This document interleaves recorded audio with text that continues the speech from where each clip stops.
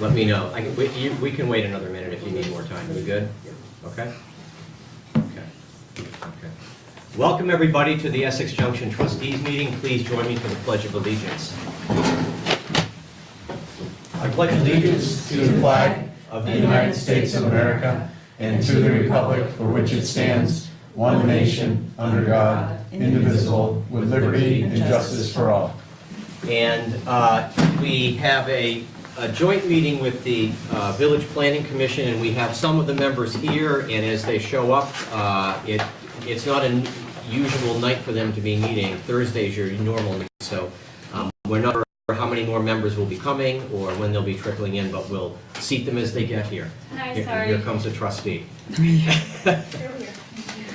Lori, if you want to sit over here, that'd probably be okay. Is that I think right? we're going to have a spare chair. Okay. Yeah. We'll fill in the gap. So everybody, and I don't know who, we also had invited some members of the Town Planning Commission. I'm not sure who might be here from the Town Planning Commission. Anyone here from the Town PC? No? Good? Okay. So I want to just ask everybody, if you haven't signed in, can you please do so? We'd like to know who you are, if that's okay with you for the minutes. First order of business, Evan, do we have any additions or changes to the agenda tonight? We do not. Okay, so we'll proceed right ahead. First order of business, before we get to the presentation, audience to be heard. Anyone in the audience have a question or comment about something that's not on the agenda tonight? Now is your time to be heard. Yes, sir. Please state your name, please.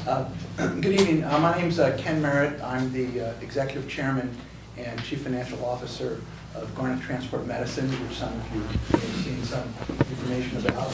My colleague Ryan Ferris, the founder and CEO. I met with Robin Pierce, whom I know from other activities, a week or so ago. He suggested we just stop in, say hello, so there's faces connected with it. I know you have a busy agenda, so just wanted to. Could you tell us, maybe just for some of us, just enlighten us about what it is you're doing and why you're introducing what you wanted to talk, just a Sure. intro. Garnet Transport Medicine is a non-emergency intra-facility ambulance transport service based on the Global Foundries campus, Building 900.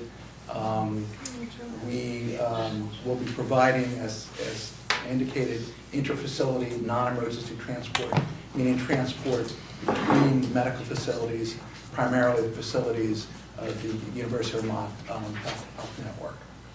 Fantastic. And so you're at Global, you're located at Global Foundries. We've renovated Building 900. We've taken delivery of 3 ambulances, which are housed at the facility on the campus, and we're actively recruiting for paramedics, EMTs, AEMTs, communication specialists, and we'll be hiring something on the order of 20 to 24 professionals, a combination of full-time and part-time, with market compensation, benefits, etc. Great. Thank you for coming. Thank you for introducing yourself. Thank Anyone else in the audience have a question, comment? Okay. So we are on to, we have a special presentation tonight, and this is the Du Bois and King presentation of Design 5 Corners update. And if I understand it, what we're really talking about, and I'm going to introduce Lucy in a moment, but I want to do a quick intro. This is the integration of the Design 5 Corners concept into the village municipal plan. Is that correctly stated there, Robin? Yes. Okay, and this work was performed by the Regional Planning Commission, and Du Bois and King were the consulting engineers on the project. Am I having that right, Lucy? Yeah. And I'm going to just do a quick we might have some, I'm sure some of you are tired of me proselytizing about this, so some of you probably haven't heard about it. So if you won't mind, I'm going to try to just read something very quickly. I won't go off script. Take me about a minute or two, but this will give a kind of a general background of what this project is about and how it got to be where it is. The project Lucy is going to present tonight traces its roots to the early 2000s with a commitment to renovate and revitalize the village center. The first step was the renovation of the immediate Five Corners area with a federal earmark. Then from approximately 2009 to 2018, we extended the Village Center theme outward to give a sense of coherence. This was mostly on Pearl Street, done in 3 phases, with the conversion of the 4-lane road to a 2-lane road on Lower Pearl Street to the fairgrounds. And the major part of the project was the rebuild of the entry to the fairgrounds in that portion of Pearl Street. And then last year with the Missing Link project, which was Pearl Street to Pearl Street from 5 Corners to the fairgrounds. Other components of this overall effort were the extension of the sidewalk bike lane theme down Route 2A Lincoln Street to the entry of CBE, the rebuild of Railroad Avenue with widened sidewalks and bulb outs, the multi-use path, of which the most important component probably wasn't the design and build, but was convincing NECR to give the village a permanent easement on their property, something that railroads seldom ever do.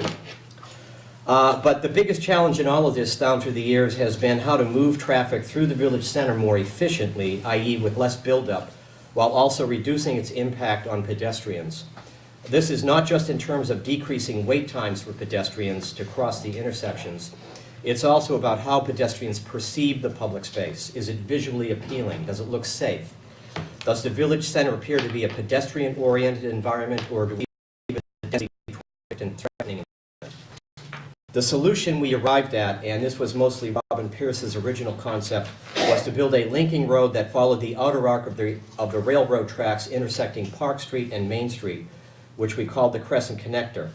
At about the same time we began really studying this idea, Governor Shumlin announced that he was going to pursue, not going to pursue the Cirque Highway program anymore, and he invited the 4 Cirque communities, Williston, Colchester, Essex Town, and Essex Junction, to engage in a Cirque alternative program coordinated by the CCRPC.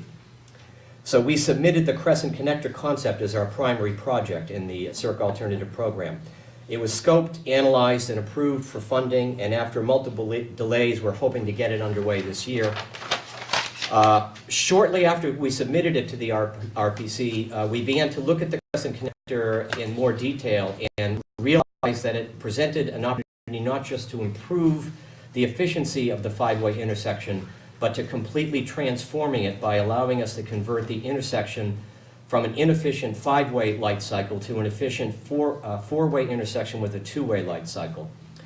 We studied this with some assistance from the RPC, and it looked very promising.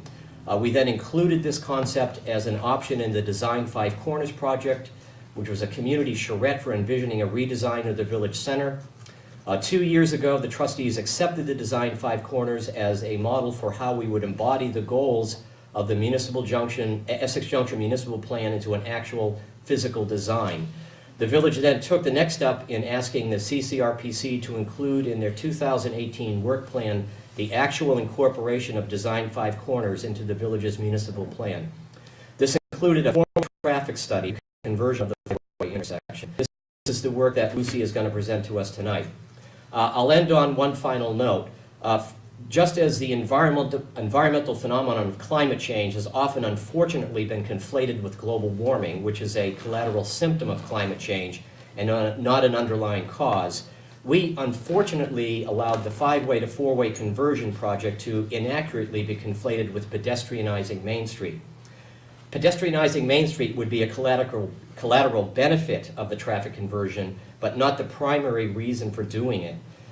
Just like the global warming climate change issue, this has allowed some critics and doubters of the project to mischaracterize things, and I want to just make it clear.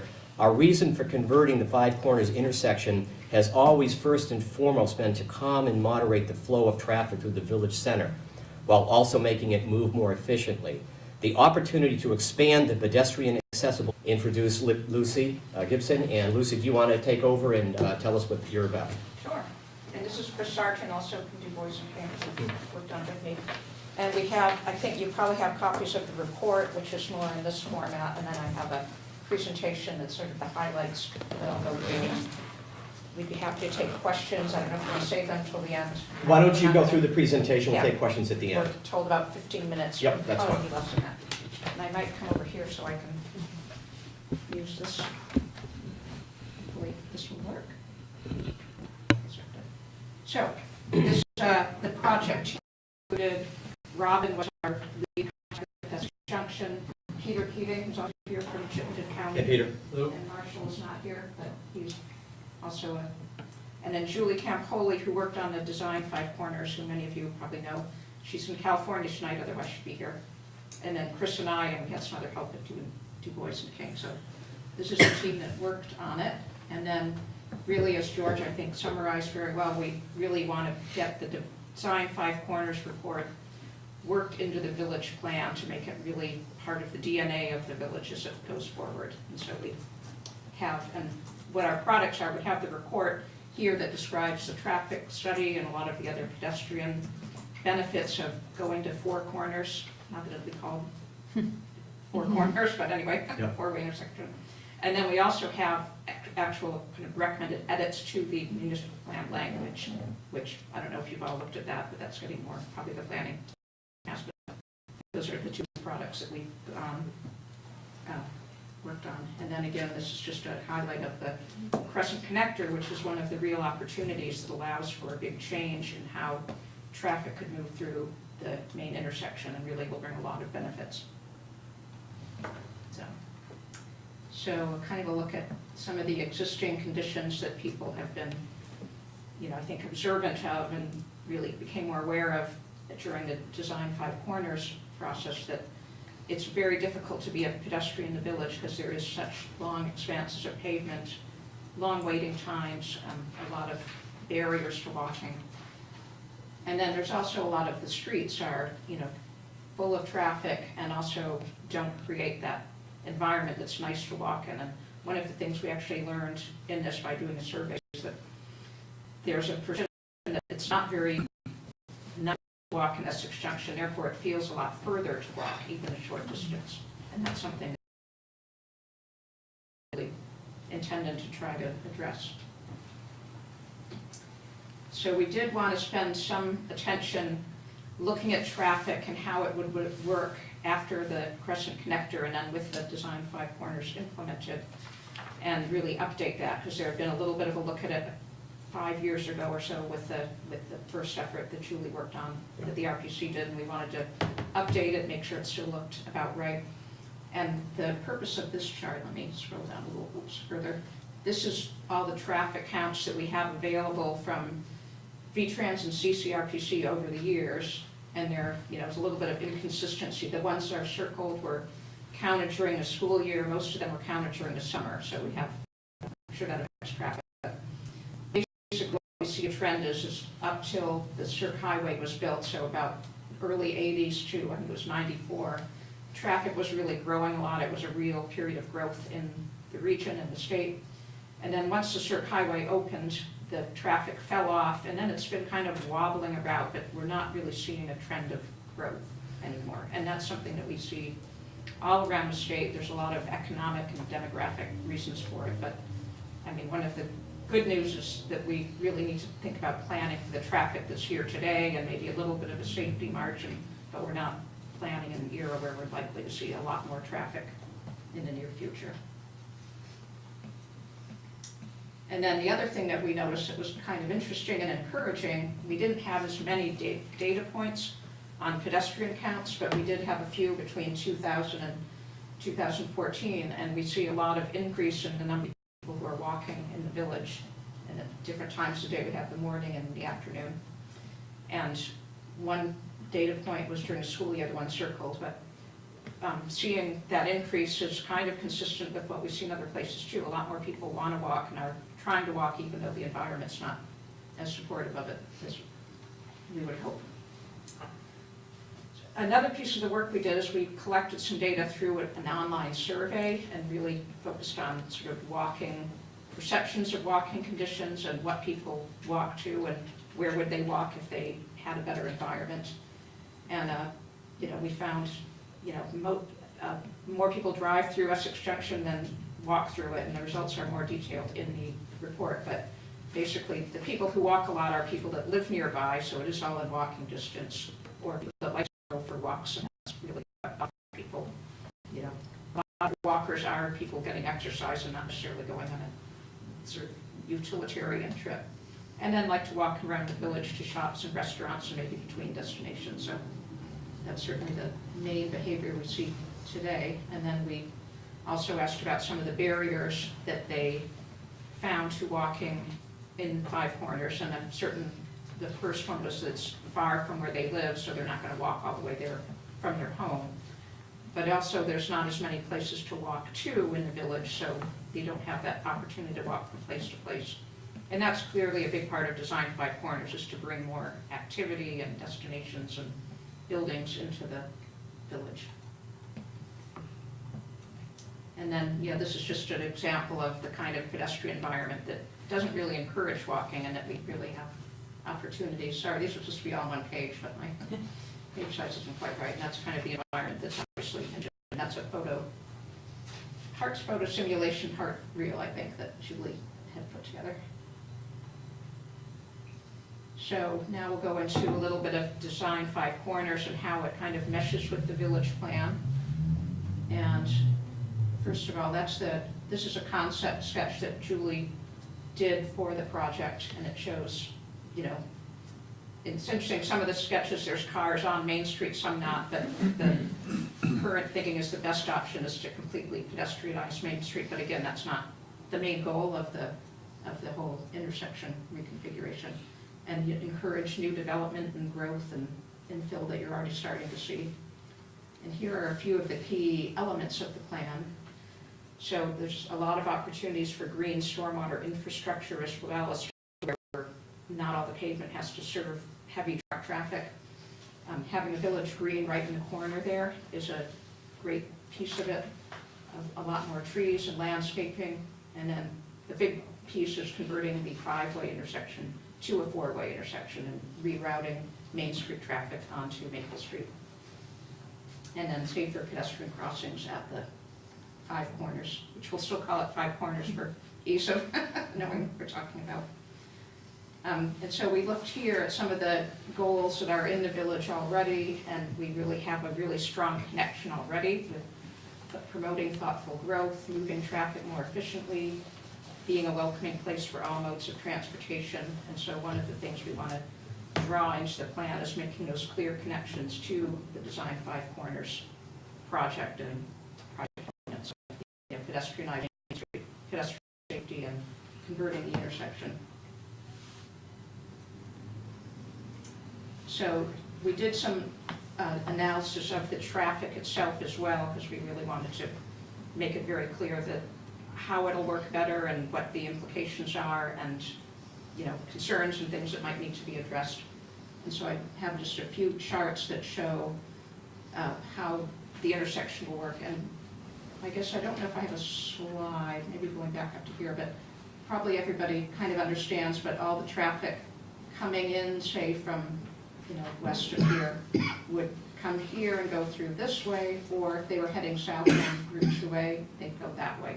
So it's taking some traffic away from the four-way intersection, and then the other great benefit is that the four-way intersection can move traffic much more efficiently, because there's a lot less time switching from phase to phase, and actually more traffic gets through with fewer streets. Oops, let me go back here. So one of the big typical measures that we generate with traffic analysis is the average delay per vehicle, and, you know, it would be similar for pedestrians, but that's one of the big outputs of the model that obviously affects everybody driving through. And that cuts almost more than cuts in half with the Four Corners. And this is, you know, in part due to getting some of the traffic out of it, but really more due to the more efficient operations. And then this middle graph here shows, if you look at how an intersection switches from phase to phase, there's a lot of what we call lost time, where you really have to stop the traffic and wait a little bit before you let the next direction through. And we've really cut that down by, you know, almost in half with the Four Corners operation. And then on the graphic on the right shows we're actually increasing the capacity, or the throughput of the intersection, by going from Five Corners to Four Corners. So we're, you know, at its peak, you could get more cars through, yet we're actually needing to put fewer cars through because of the Crescent Connector. So all those just add up to really a much, much improved vehicle operation, and that translates to air emissions and idling and exposure to air pollution and a lot of other benefits. So we've really convinced ourselves and hope we'll talk further about this to people who want to know more about it, because it certainly is a big effect, but that it really will be a great improvement. And when you start looking at, one of the things we did is we actually had a drone video of the intersection during peak hour, and we did that part of the public meeting we had to explain why it's so inefficient now and how it would work differently. So that was sort of a compelling part of the story. And then this is just a chart to show that, yeah, the dark line is how much, and this is morning and PM, peak hour, how much traffic gets diverted out of the intersection, and it's, you know, not a huge amount, less than 20%, I think 10 to 15%, and that's just mostly the traffic that will head south and then go down Route way towards Williston. The other piece that we looked at for the traffic calming, I'll go down here, traffic operations. We look at queue lengths, how far traffic gets backed up during the peak hours. And so here the dark lines are with it as a 4-corner and green as a 5-corner. And you can see that, and this is only for the afternoon peak hour because we have other data here. So in this case, that typical peak hours extend, queues of cars extend well back, and I'm sure some days they go a lot further. This is the scenario that we were evaluating, and they're quite a bit shorter. You can see the dark lines, and pretty much true in all of the different approaches. Not as big of a difference on Park Street, but it should make it easier. Therefore, one of the concerns was if people are getting in and out of, say, driveways or side streets, you know, around the intersection, will that be easier or harder? And it'll be easier in most cases because there'll be less traffic kind of blocking the way. There's some real, what we think will be safety benefits to having a simpler intersection. It's a more predictable operation, and just what we call the conflict points alone, which is one of the reasons why the 5 corners operate often one direction at a time, because there's too much potential for crossing traffic to conflict when you have such a large intersection. By bringing it tighter and then having simpler traffic flows, you can actually, one of the benefits is you could have, you know, the left turns going at the same time, or more simultaneous movements and a safer operation. So the other piece of it will be pedestrian improvements to the, you know, 5 corners itself. And these are also very much tied in. On the left are some of the language from the village plan that are really have a great tie-in with some of the elements of the plan, the village green, better pedestrian crossings, street trees, and a pedestrianized Main Street. So, and again, we're looking at how to strengthen that connection in the village plan. And this is one of the most important reasons why it will really be a better environment for pedestrians at the corner itself. So on the left side, you have, you know, a long way to get around from one corner to the other, and it's going to be so much shorter and so much less exposure to traffic once we're at a 4-way intersection. And that also means less time, and that actually is another reason why there's less time for pedestrians to cross, means less time we have to take away from the traffic, so it all kind of again adds up to I think better for everybody. It'll be, you know, kind of a win-win in terms of operations and delays and whatnot. And then the other set of goals in the village plan that are very much supported by the work here are related to kind of health and recreation, urban open spaces, plazas, places to gather, and within the village. And again, there's a lot of great benefits that we'll see from the Design 5 Corners project to these goals as well. So again, kind of making those connections. And then economic vitality. A big piece of this is to try to get businesses and activity and people walking to them.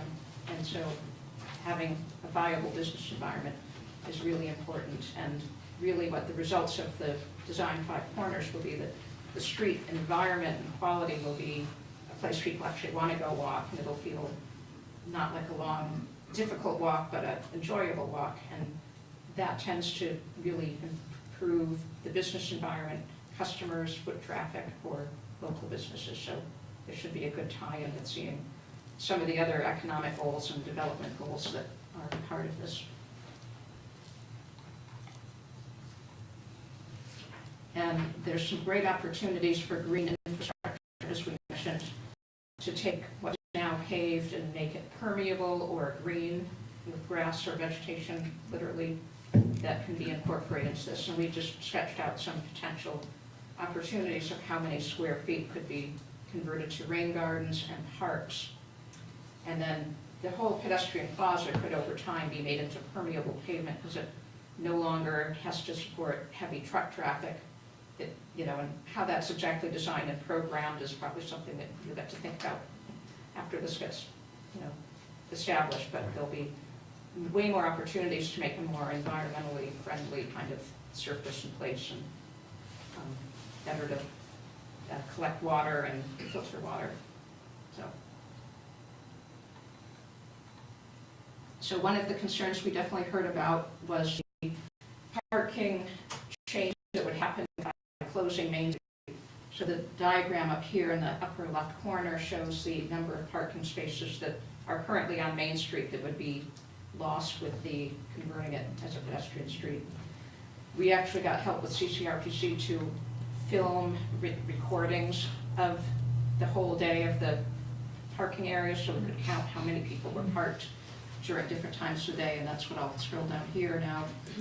So what we found is that these spaces for most of the day were well under 50% occupied, and just a few short peaks when, you know, they're probably converging, several people want to get sandwiches or whatever.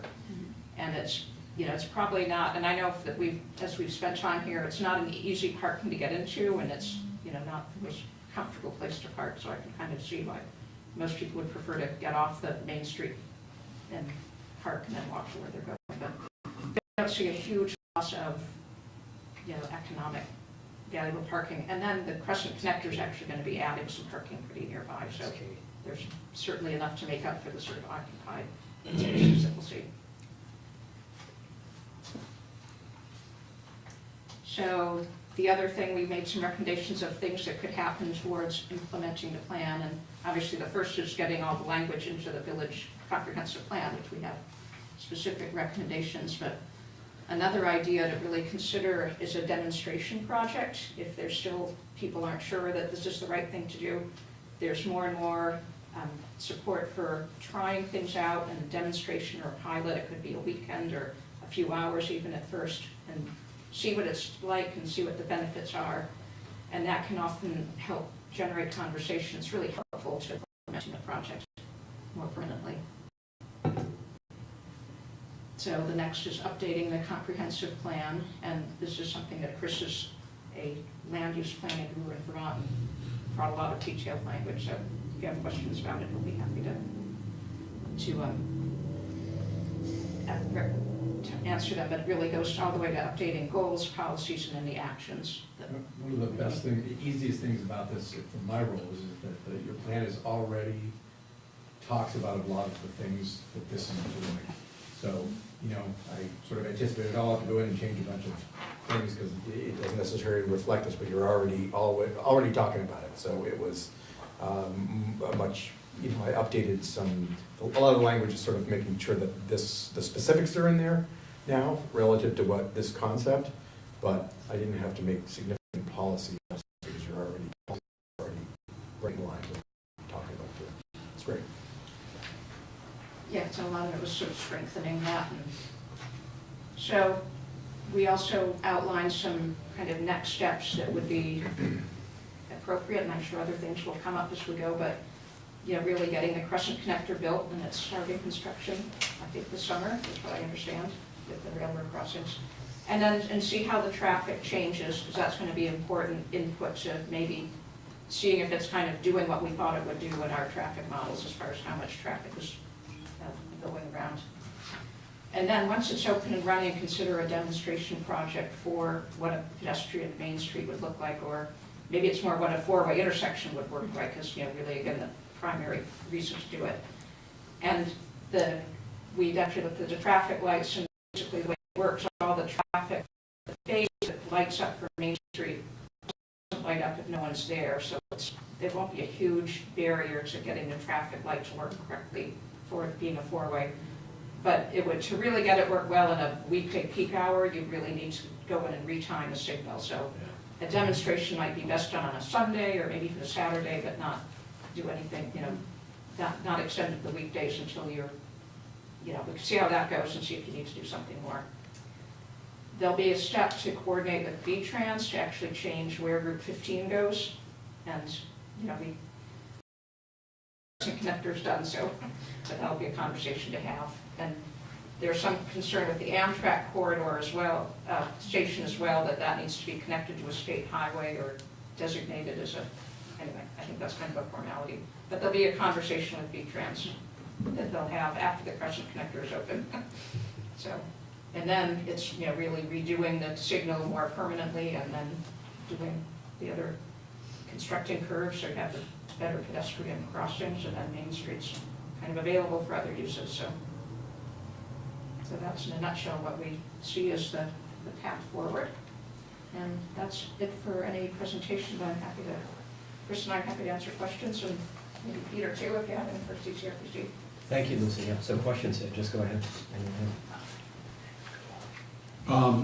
Your traffic studies, going back to the, you don't have to go way back there, but you indicated the time for signals and the improvement with going from or a 5-way intersection to a 4-way, and you had, I think, 3 charts there. I forget. Right.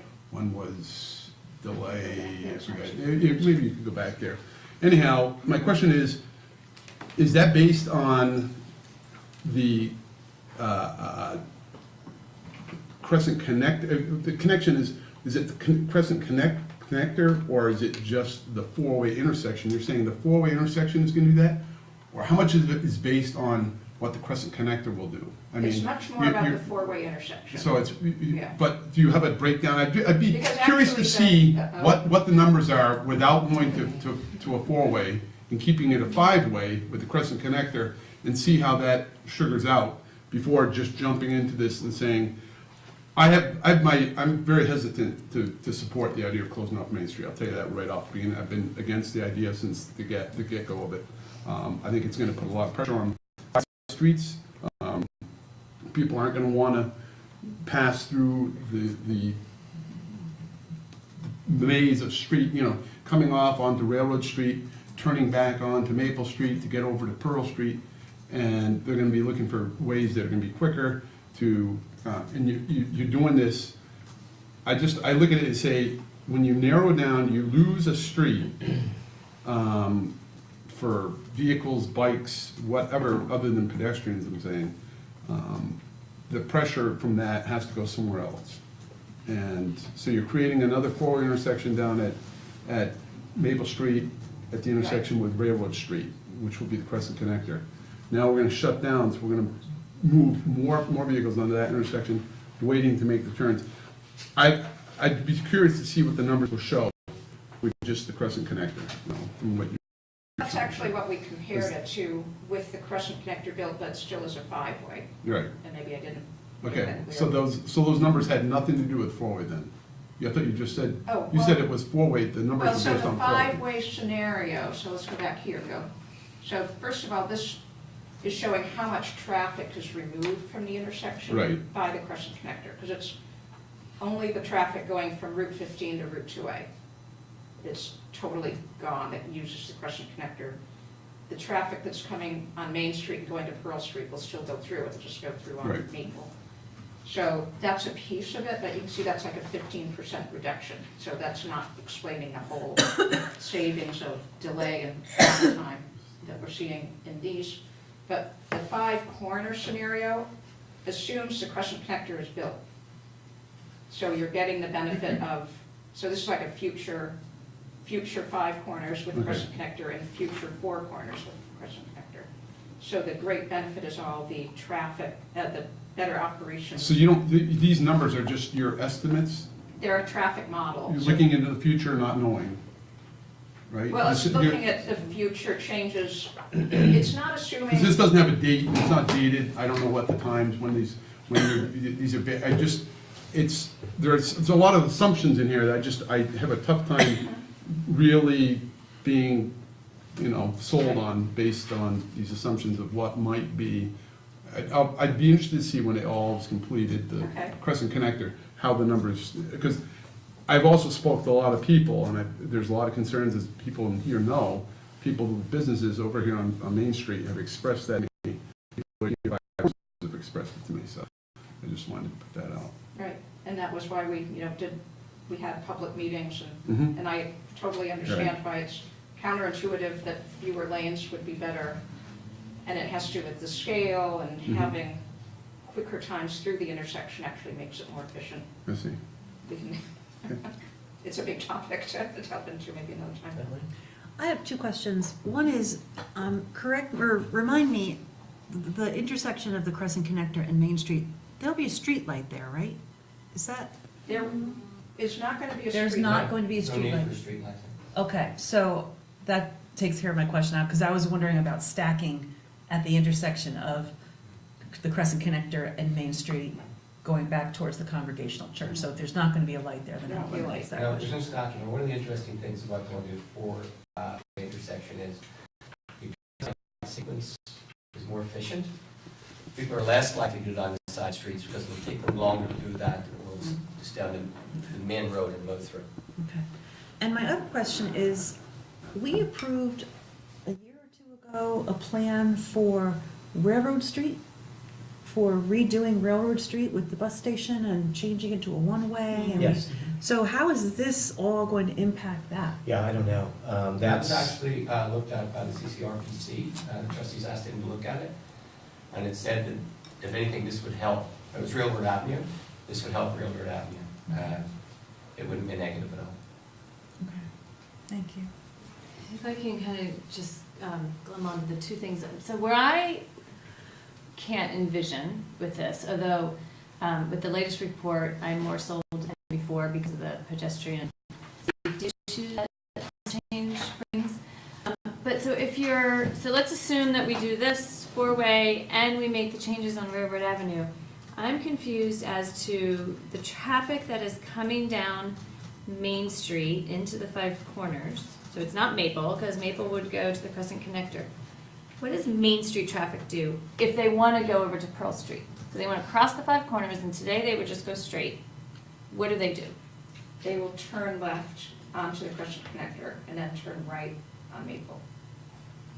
Well, that's actually not the Crescent Connector, that's Railroad Street. Well, I They'll mean, turn left on Railroad Street. I guess it's then- right, the Then they're Railroad gonna go to Maple Street and turn right onto Maple And then have, to And stop then at the they'd Four go Corners. across to, It's the same way, Lori, it's the same way, let's imagine there was a big pothole in front of Martone's right now, and you were coming down Main Street, and you couldn't go down. so you take Main a Street. left on Railroad You'd go on Street. Railroad Street, and then you bang a right to Maple Street and go over Left the on tracks. Railroad. and then you cross right over.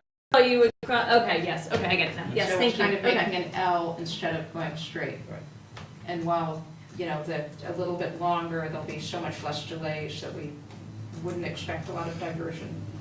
And I apologize, I forget what we ended up with on Railroad Avenue. So could traffic come down Main instead of turning left on Railroad Street, turn right on Railroad Avenue, turn left on Lincoln Place, and kind of do what they do today and Yeah. loop around? I mean, that would be Okay. another option.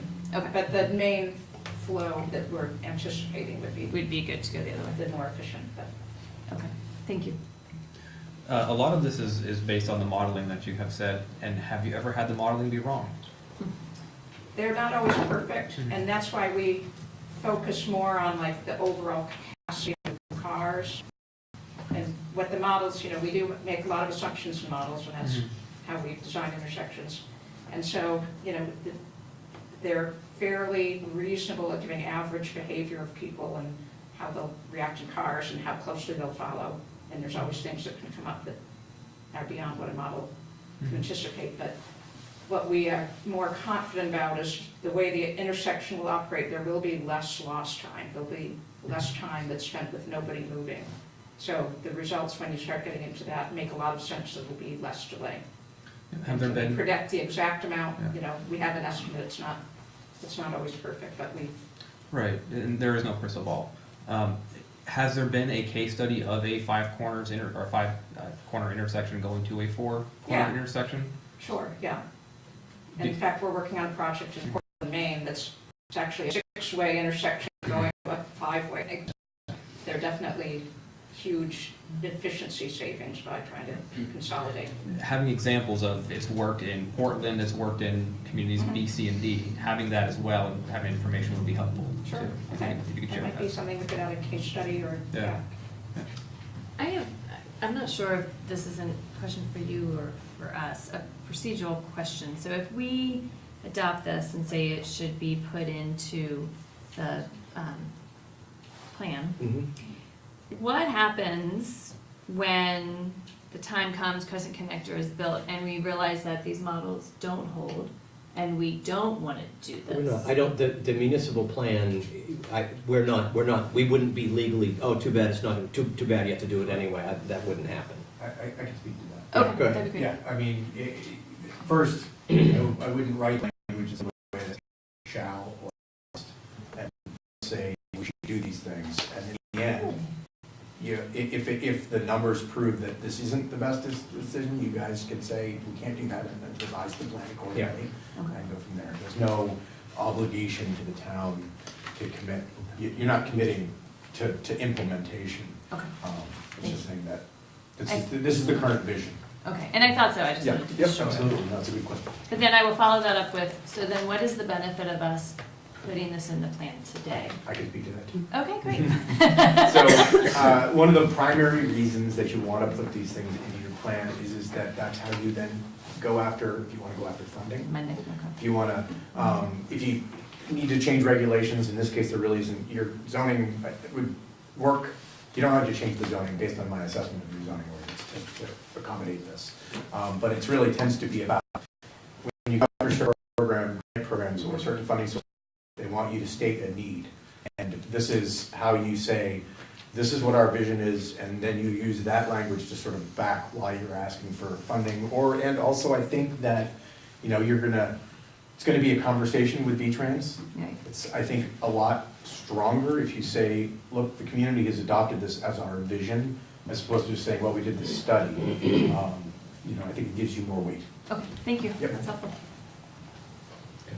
So do you think that currently in the plan, we have considered pedestrianization of Main Street, that that's not strong enough language for funding purposes, that it has to be something stronger, like implement the design five corners? You could leave it that way, you'd be okay. Yeah, I don't think that that's deeply different enough that I would be concerned about it.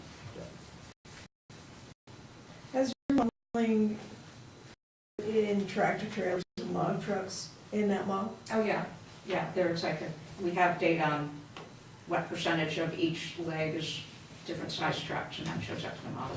So we actually have the simulation, you'll see the large trucks moving through. So, and there are definitely quite a few, so.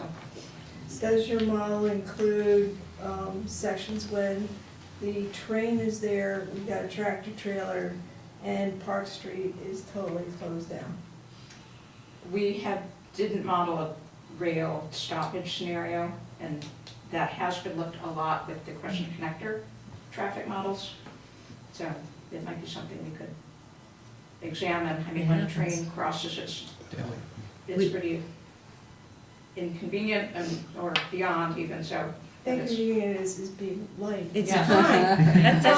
That's a daily, That's a daily, that's a daily occurrence. We have a model on that for sure. Right. actually, Be it's something twice that a we day, could, guaranteed. Well, the thing is that even just the Crescent Connector without closing Main Street, we know that right now, the entire intersection closes down, everything. If, with the Crescent Connector built, even if you don't change even if you keep Main Street open, the Route 2A to 15 leg stays open, even if the train is coming through, because that circulates outside the tracks. So automatically, I would assume you're in better shape just from that perspective. Robin's got his hand. Raj? Just wondering if there was a reduction, if you saw a reduction in pedestrian and traffic accidents with the change, the proposed well, changes, if you the did. model doesn't really predict crashes, but based on, again, that simpler intersection and smaller, we would expect it based on other, there's a lot of studies of what having smaller intersections definitely and simpler definitely is correlated with better safety. And then for pedestrians, they just have less time, exposed to traffic and easier to see, so I think there would definitely be an improvement. So great for a walking district. Right.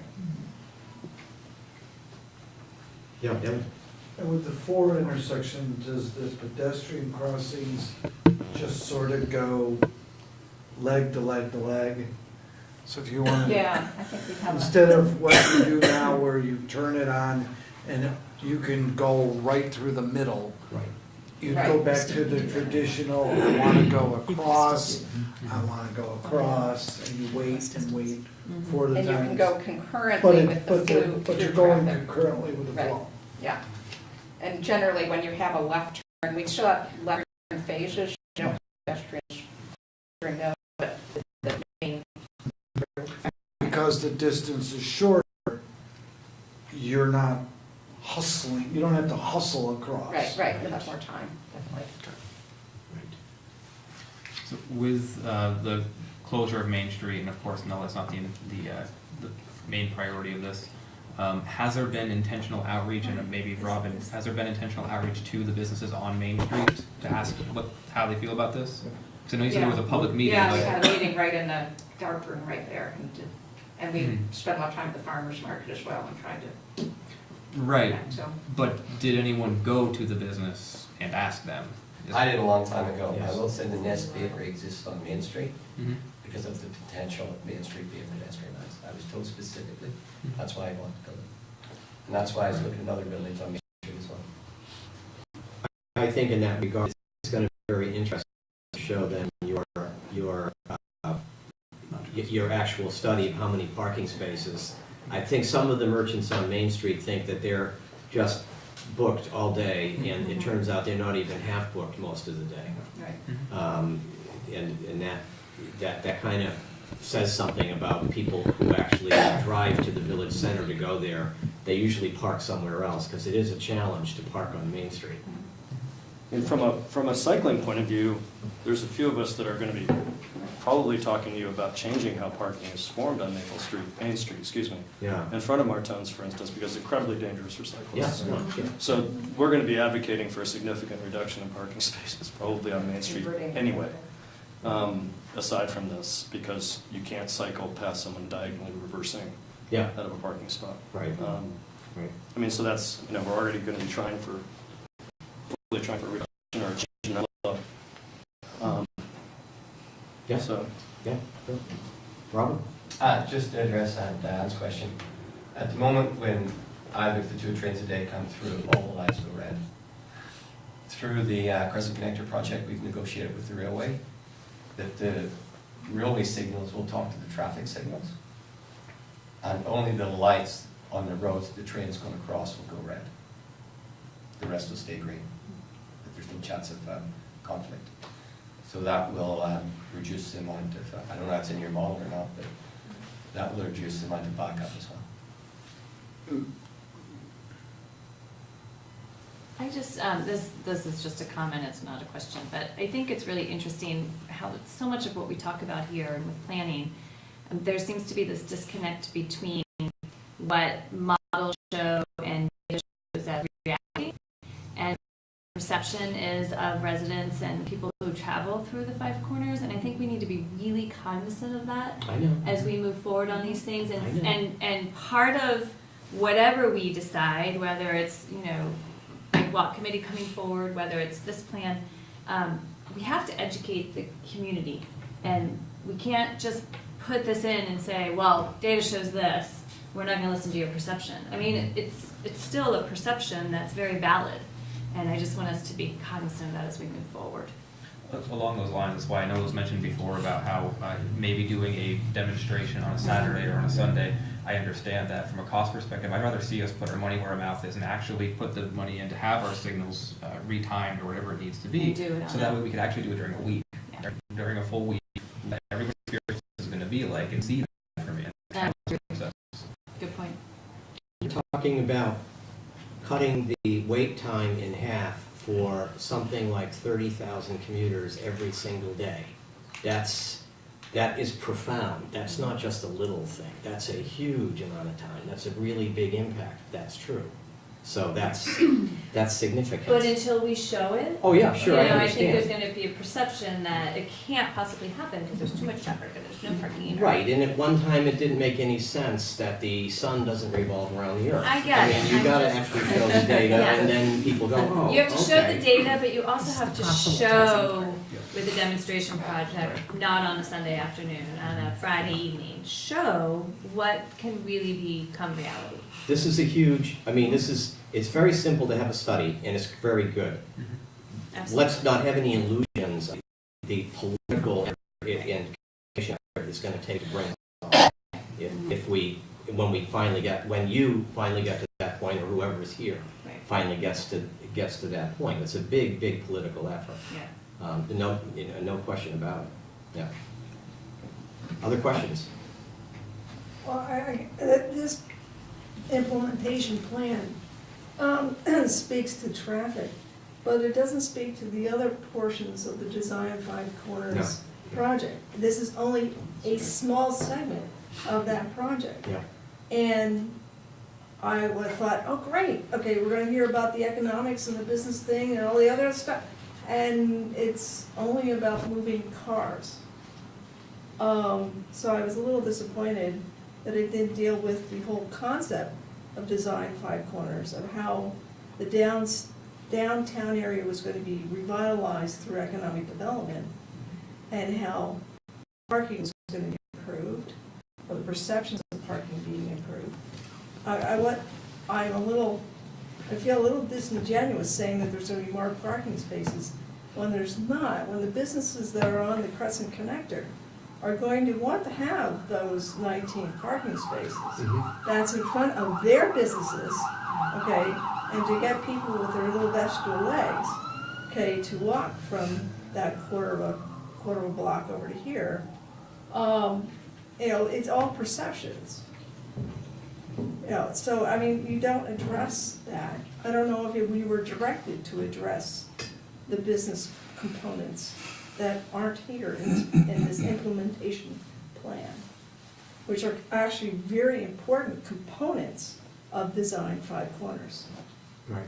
Because people need businesses and things to do to want to come down here, be here, and not the gigantic parking lots that Julie Campoli took pictures of, and we all looked at during that project. Right. I'm not disagreeing with you, it's just that there's a lot more work, but I think the issue here is that this is really the key essential component in does this work, and economic analysis and those kinds of studies, I think we would have to, that's work for planning commission, that still is yet to be done, no denying that, but I think if you say, if this concept doesn't work, then that changes the whole flavor of everything else you're going to do. I mean, I would say this is pretty foundational for moving forward. Also, I would say that this portion of the project, of the Five Corners image, is what the bridge is in large part going to be responsible for implementing. All the buildings that Julie drew and added in there, none of that is on publicly owned property, and that's going to be the developers who own that property. We need to make sure that our codes and our comprehensive plan refer to what we want it to look like. But then beyond that, we don't necessarily have control to say we want to make sure there's a bakery in there, and we want to make sure there's a law firm in there. Like, we can control up to a point what the plan is going to say about the kinds of economic development that are going to happen within the businesses, but we also know that we have some vacancies. So, those are things that aren't addressed in the comprehensive plan. We have to work on those separately. But this closure, the pedestrianization, the 5 to 4 corners, that's something within the village's control completely. It doesn't address what you're saying. Yeah, good point, Lee. Dan? I'd say it's in the village, partly, I wouldn't say completely, because it's in the state of Vermont, because it's a state highway. But the other thing is, like, I agree totally with what Diane said. The Design Five Corners charrette was not based on traffic alone. It was designed on primarily improving our downtown and, certainly addressing pedestrian, biking, making it amenable to those type of activities, but this is one portion of it. I would disagree that it's the primary. I'm not against incorporating the design five-corner concept into the comprehensive plan or our municipal plan, whatever you want to call it. That's, as some people get confused, like you explained, Elaine, this is just what we foresee the future to be for our community, what we'd like to see. It's not set in stone, it's not, no one's held to those standards, but obviously the LDC or the Land Development Code, you are held to those standards. Those are rewritten every 5 years, and we hold people to those standards. There's fines or, you know, penalties for not complying. So that just, I wanted to make that clear. Yeah. I would add to that, or I would propose a next step after this, while the planning commission is working to incorporate the LDC and the Five Corners plan into the LDC. In order to address those concerns about economic development in our downtown district, I've recommended in the past, and I will continue recommending that we take steps necessary to form a downtown designation. We already have a village center designation. I think it would be very valuable for us to get that additional designation that would allow us to have access to additional funding and opportunities just for the village center. And it would open up opportunities for business owners in the village center to expand on their buildings, to improve their safety facilities, sprinklers, elevators, that kind of thing. It would be a way for us to solidify the village center as an economics district and help us do other things that would answer those concerns. So I'm hoping that in the near future, we're going to start having conversations about taking the necessary steps to begin the designation process for that. And just to add, there's a lot of evidence that we've seen, because we've been doing a lot of these projects that sort of have the transportation and economic nexus, because they're very connected. You're absolutely right. There's a lot of evidence that says that when communities make investments like this, businesses are more likely to come. And in the survey we did, people, one of the reasons they walk is because they don't feel comfortable walking here. Well, if they're comfortable walking here, then you have more people walking here. And the more people on foot or on bike, the more likely they are to be in businesses, and there's an economic benefit to that. So, you know, you can't say, well, if we change this, it's guaranteed to fill our storefronts. But it's the thing that the village can do to help move that forward. And then the downtown program is a great example. And there's definitely additional funding to focus on things like this through that program. Just one last comment. I think the numbers that we see right now are obviously going to change. It's, you know, the community itself has been evolving and changing. We've got a senior housing project right over here, just off of Park Street. We've got some more development that's happened just past Lincoln or Park Street on the opposite side of the street from where this senior housing is. Those residents in the senior housing that's going up are going to be walking on the streets regardless. I mean, they're not so old that they can't get out and get around. So you're going to see that anyways, no matter what. And I think it's great what we can do to improve the walkability of the community. But I'd just like to see, like I said, those numbers after the Crescent Connector is completed, and I agree with George, that will help when the traffic is stopped at the Five Corners because of the train. It will divert some of that traffic, but I'd like to see what the numbers are later after that. Are we thinking that the Crescent Connector is really starting this spring? Well, Knock on wood. Yeah. GNW and NECR committed to gearing up for an April start on the crossing. And so the crossings, Like in a month? what about the, Well, first, because if we're working on the road, I don't want people on the east side of the tracks driving along Maple and Park to get into the west side of the tracks. So that's the first thing. Then only construction traffic will cross the new crossing until the road's finished. V-Trans probably don't want to bid the connector road until next winter because they'll get a better price. Oh. But because more or less all of the construction is on private property, won't have much of an impact on traffic on the trunk roads coming in. The only public road they will be working on is the upgrade to Railroad Street.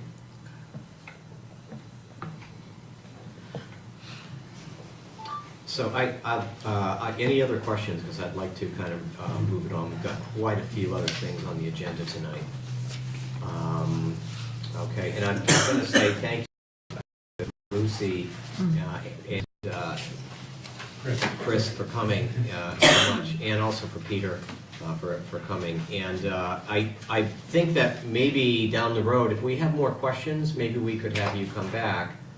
But I really thank you for your work and your presentation, and we've got a lot to think about here.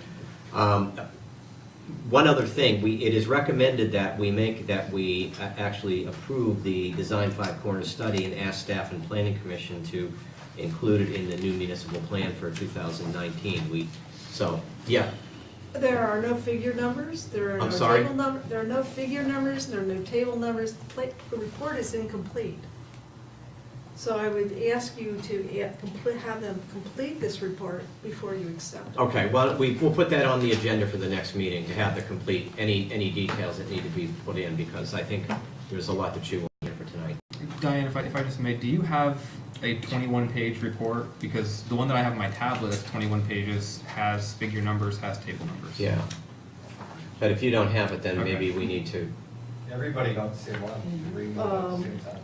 Figure asterisks, figure asterisks, figure asterisks. Oh, no, What do you we've got a have? much more detailed report here. Yeah. This is the one that the village printed off for me because it's too big Mhm. for my internet provider to accept. Mhm. Oh, all right. So you have one that's complete then, because this one is all figure We asterisks. do, but I mean, if you've got an objection or you're concerned, I don't want to do Well, anything. that is my concern, is that the report was incomplete. Oh, look at that, figure 20. So you've got one with all the figures in it. Just handed it to me, yes. That's why when I have an extra copy, I'll take it. No, we've got them, but I didn't want Right, to. but if they're, yeah. I mean, I don't see the harm in waiting until our next meeting, and if there's any concerns. Do you No, want, what's the that- trustee's pleasure? Do you want to That take? was my concern. We had the presentation, and I think we can table the actual inclusion into the village, this vote until our next meeting if you want to. Do you want to do that, or do you want to go ahead and just do it now? What is everyone thinking about? Diane, are you comfortable with what you have? I'm comfortable with what Well, I have. I mean, The only thing, I mean, it's their report. it's not that the planning commission is gonna be voting on this. No, they don't So, I get- mean, it's they not- don't get a yeah, vote. Right, I know. We get the vote. I just wanted to clarify that because, I mean, you have three people here. Yeah. And it's. But I didn't want to, Yeah. they weren't Right, happy. right, that's It it. sounds like they're happy now. Okay. Okay. Well, at the end of the day, George, you guys can approve the implementation Right. plan, and then it's our job to figure incorporate it it, out. but then at the end of the day, it's your job It's to. back to us. Just making sure I understand that change. Yeah, that is exactly what Stick check. happens, Amber. So, Okay. okay, then I'll go ahead, I'll make it, go ahead, Elaine. I'll move that the trustees approve the Design Five Corners study and ask staff and the planning commission to have it included in the new municipal plan of 2019. Do I hear a second? Second. Any further discussion? All in favor? Aye. Opposed? Okay, unanimous. Thank you. Thanks Thank for you very coming, much. guys. And this will. Thank you very much we'll for be being talking here. a lot more about this. And we lose 80% of our audience. That's it, very much. That's why I was curious if there was intentional outreach. What did you think? Right. It's pretty remarkable, isn't it? Yes. I like it. After that, It's a huge step. it's already. I mean, nothing that's really good is easy. No, I agree. But it's a big deal. Yeah. He might be watching from home, it's suspect. I mean, they're not trivial, it's not like a trivial improvement. Yeah. Let me just think about it. Yeah, there's just additionally. I know you are. I'm gonna get you a sticker, just like mine. Everyone, you know, let's not take a recess. Can we just spring into, could we have some conversations take place outside? the And court. maybe have Jim come up? And Evan, do you want to join us too? And maybe, Jim, do you want to join us up here? I'm still on camera. Yes, we are. Great. And We'll Robin, joke about being invited to the adult table. you're That's right. invited to the adult table. You can come sit at the adult table. Dan, there's an extra comfy chair over there. On a trial basis. Hey,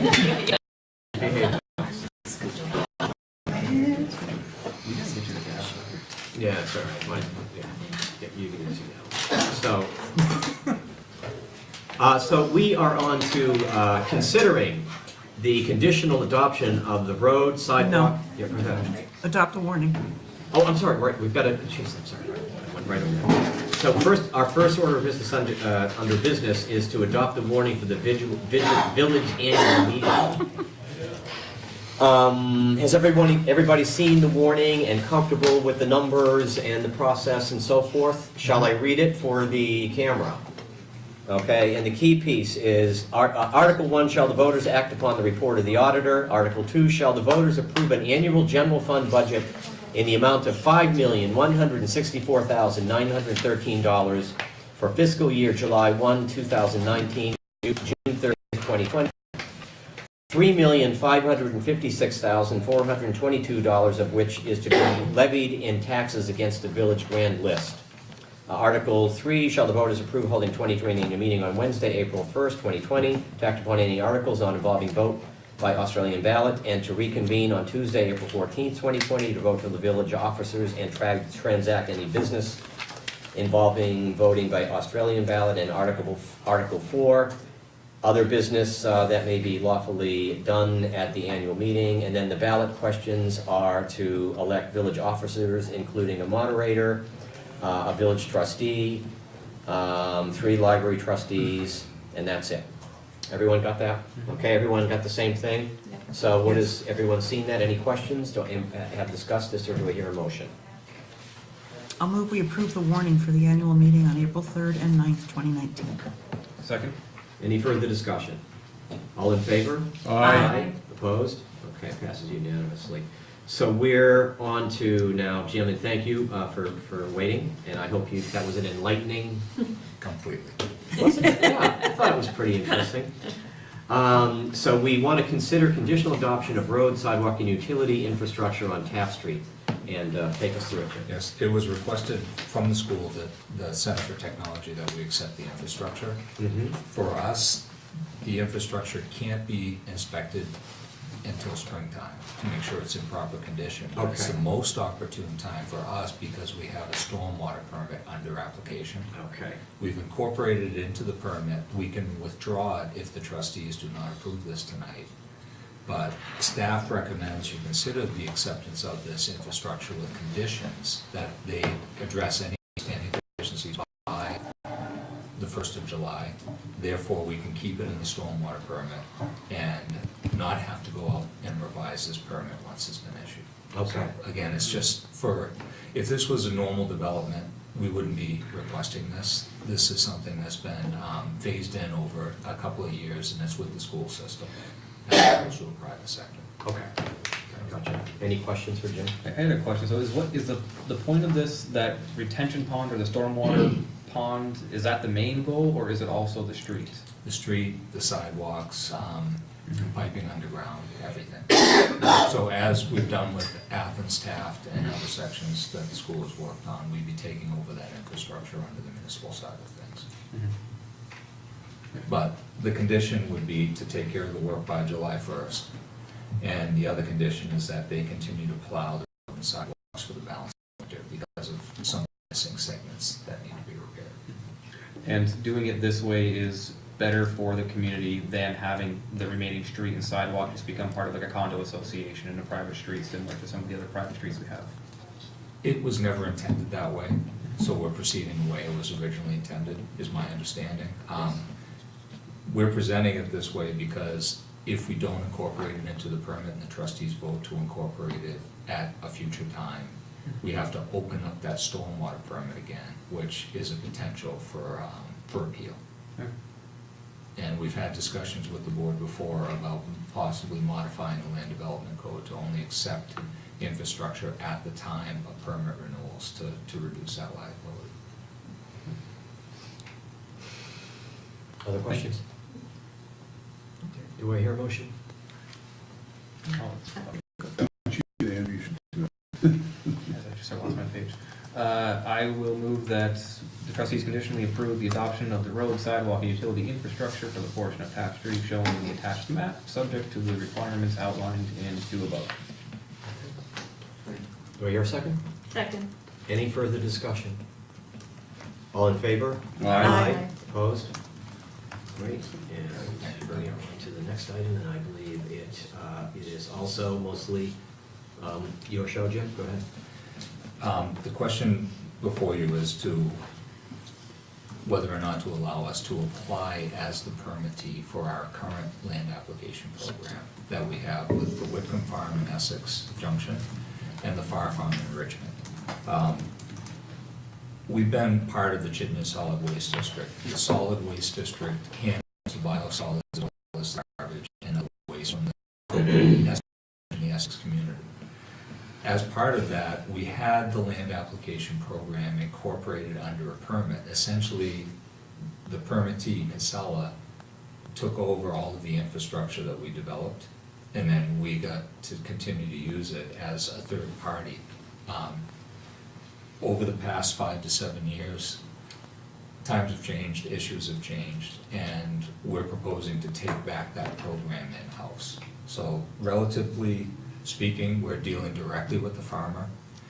We had this discussion at the Tri-Town wastewater facility annual meeting, and as part of that, there was agreement that we have a third party involved. That third party would oversee both the farm operation and our operation. And conceptually, we're thinking about working with the farm's agronomists so they can do all of the farm nutrient management plans over the land application and provide that third level of check for both parties. And we can do it in a much more consistent and, I think, accurate way than dealing with the third party out of the region. So, and we feel that way because in the fall, the agronomist that we're speaking with, who does the farm work for the Whitcombs, discovered some mistakes in the state's program that's utilized to do the calculations. Because he understands the farm requirements as well as the nutrient requirements that we're held to. So that was an interesting find. And it was a find that nobody else had picked up on. And that's the reason why we would like to pursue this as a direct route with the farm in a partnership with the third party to make sure everything's in alignment. Okay. Any questions? Thought this was fascinating. This was really interesting stuff. Yeah. Jim, I'm just curious, you know, we're talking about renewing our biosolids program, but as you know, there's now a bill going around in the State House banning biosolids applications. So is there any news about where that went? Hopefully it went somewhere dark to curl up and die. We'll see. It's still early in the session. Last year, there was a bill that was floated and it never came forward. I did testify at that. Part of the discussion we've had both in meetings with the Agency of Natural Resources and elsewhere, how do you manage your waste responsibly if you're shipping it out of state for everything? And part of the reason for the land application is to recycle those nutrients in a way that's beneficial for the facility and the farm. Because the farm, it's definitely something that's excellent for them from an operational standpoint, but it's also helping to control the use of artificial fertilizers on the farm. And that's a huge problem. So it's a local solution to a locally generated item. The similar bans have been proposed elsewhere in the region, and none of them have ever gone through. And I like to say this, and I don't mean to be crass, but you have to remind people this is not a wastewater facility problem. Everyone contributes to this, and we need to find solutions that are regulated, reasonable, and local as much as possible. Otherwise, you're trucking material all over the Northeast. And frankly, some of the bills that have also come out have unintended consequences because people don't realize biosolids are used at a higher treatment level for many things that are brand name products stocked in Walmart and elsewhere, local hardware stores. So some of these have unintended consequences that really haven't been discussed or evaluated. So banning biosolids, not just land application, but anything, would potentially drag in residents as well. Thanks. Interesting stuff. Yeah. I don't think they've even had a first reading. They haven't. No. Okay. Any further discussion? Do I hear a motion? No, I'll move the trustees support the application of the Agency of Natural Resources to transfer the biosolids land application permit from Casella Organics to the Village of Essex Junction. Then staff is then authorized to renegotiate the relevant land application agreements with the participating farm partners. Second. Any further discussion? Andrew, second. Any further discussion? Favor? Opposed? I'll be visiting again that agreement when we get. That's very good, gives us time to We'll talk give you an about it. update on the current bills. And then finally, we have the CSWD Biosolids Contract and Essex Junction Participation Agreement, and I'm not sure who's handling, Jim, are you handling this, or is Evan? I'll be up again. Okay. We fought over it. Okay. I didn't know if it was a duo kind of thing. We're gonna put the cart before the horse. All right. We're actively involved in commenting on the Chittenden Solid Waste District's negotiations with Casella Organics. Going back to last year, the Solid Waste District went back out again to bid for sludge management services for all of the Chittenden County wastewater facilities, with the exception of Heinsberg. 2 viable bids were received. One was awarded to the Casella Organics Company again. And with that contract had a couple options. One was landfilling, the other one was Chateaugay, New York, which is it was an old private company that was turned over. Basically, they make a Class A highly treated product, one additional step beyond what we do. It costs us approximately $1 more per ton to process there, but we're proposing we go there for beneficial reuse and recycling of this material rather than landfilling that material and saving the $1 per ton. Mm-hmm. The $1 per ton savings would be real money, but I think it's short dollars because the landfill is nearing its life. They're working on an expansion that's being challenged, and there is scuttlebutt that the landfill tip fees will probably be going up, and odors have been an issue with some other facilities up there, and it wouldn't take too much for them just to stop accepting them here. So I'm not saying that could happen, but we have received calls from them before about odors, and it turned out it wasn't our sludge, it was somebody else's. So, again, we're just proposing to go to the coverage. No, it's someone else's. We every trailer, they have to record every trailer that comes in, where it came from. Okay. And when you get the order complaints, they can narrow it down to where it is. To where it is. And oftentimes, the complaints come in because of what's seen, not necessarily what's smelled. Okay. Especially in certain areas. Yeah, thank you. We ran into that in another landfill with some of our material that was actually proven to have no odor, but it still pulled it away from using that for a landfill covered material. Interesting, thank you. Other questions for Jim? Good. Do I hear a motion? The trustees authorize the unified manager to sign the CSWD Essex Junction Participation Agreement pending favorable legal review. Second. Dan seconds. Any further discussion? All in favor? Aye. Opposed? Okay.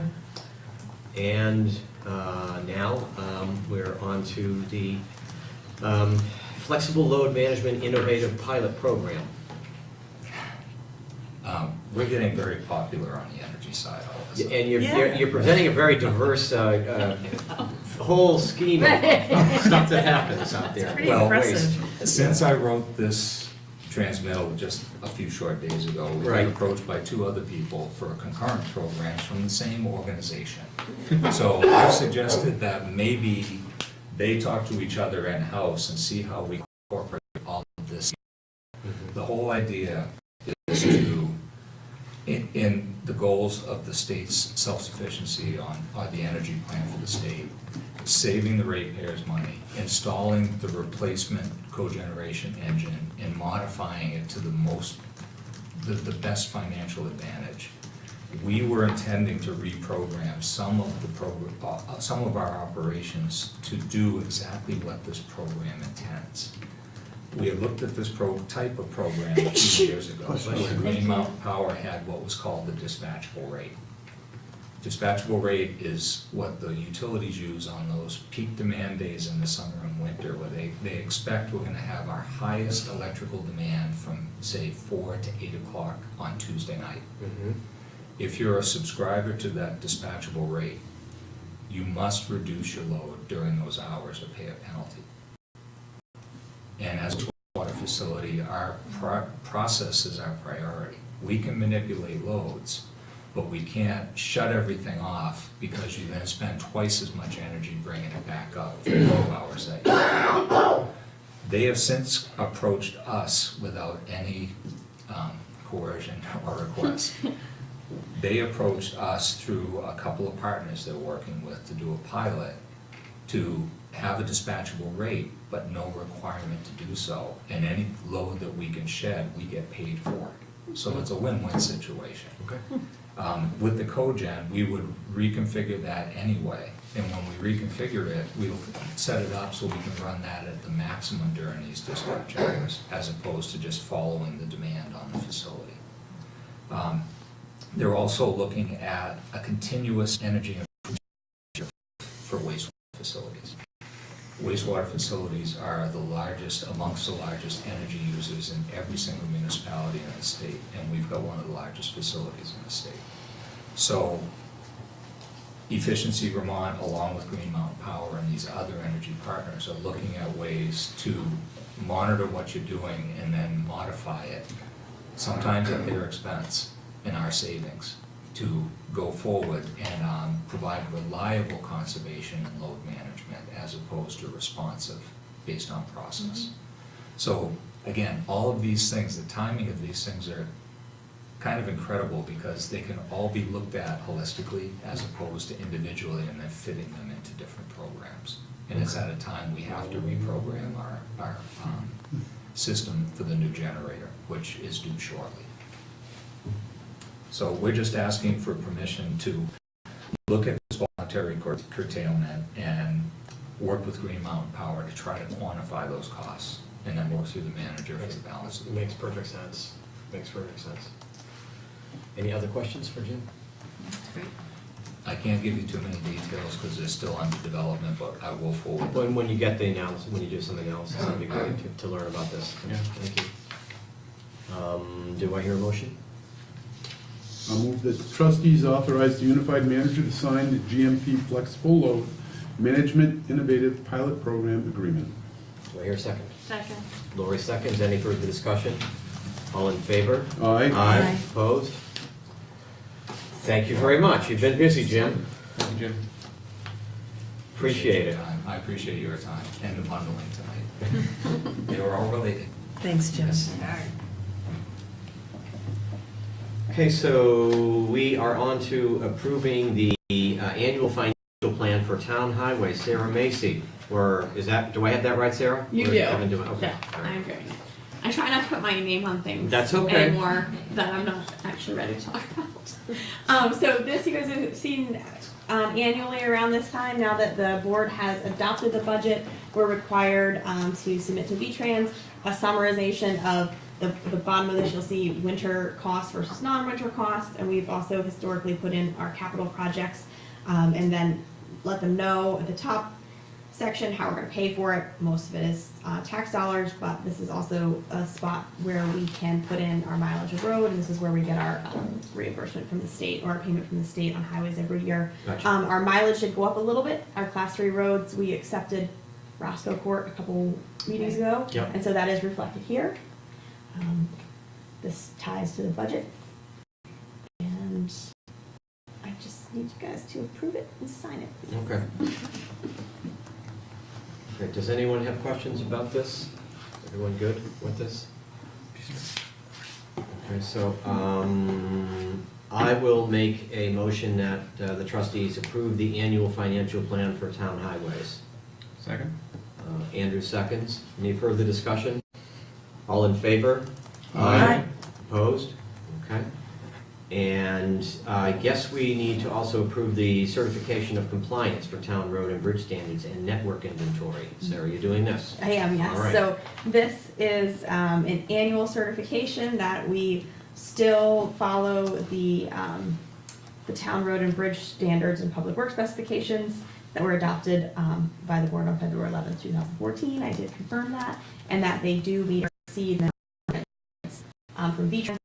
They are in the process of updating these, so next year we'll have an update, so something to look forward to. And if we don't approve this, we all have to stop driving on the roads? Is that what No, happens? but we won't be, but we need this for a grant, so. Oh, okay, all right. Okay, any questions about this? Do I hear a motion? I'll move we approve the certification of compliance for town road and bridge standards and network inventory. Okay. Do I hear a second? Second. Oops, I think Elaine got that one. Okay, any further discussion? All in favor? Aye. Opposed? Okay. So thank you very much, Sarah. So, anything else on business that I'm missing? I think we got it all, right? Yep. And I'm gonna send the signing of the annual meeting warning around in a minute. So we're just on to the consent agenda. I'll move we approve the consent agenda. Any first discussion? All in favor? Aye. Opposed? Okay. And any questions about the reading file? Yep, go ahead. I had two things. One is do it in the right order here. The Voices for Education Summit, I just wanted to point out, first of all, it was an awesome summit, and I wish some of you guys had been there, it was great. I would like to request that we have the Voices for Education folks come to either one of our meetings or a joint meeting with the select board to review the findings, because there is a section in the back of community input or community things that we can do to improve diversity. And there's a number of items that the Board of Trustees could take on, or could at least authorize to have happen to improve diversity and equity in the community. So I think it's important for us to review things and then talk about how we can implement them. Okay. So that was my first thing. And the second thing is for Evan regarding the Joint Safety Committee policy. I'm sorry? Regarding the Joint Safety Committee policy in the reading file, letter H, I just would like to request that there, in items 1, 2, and 8, you make a choice of either the Brownell or the Essex Free, either the town fire or village fire, at the risk of making your committee very large. I think it'd be a good idea to just have one from each. You know, don't pick one from the town versus one from the village, take one from each. I just think from a perspective of the village employees and the town employees, I think they'd all like to do it together. I don't mean to micromanage, but this is something I kind of feel strong that everybody should be represented and not handpicked. Okay. That was it, thank you. Okay, thank you. Any other questions? Any other comments about the reading file, just- stuff in the reading file? Yep. One of the things is, we have asked some of these people if they wanted to be on the committee, and they've said no, they're okay, so I think. I get that. Yeah. I just,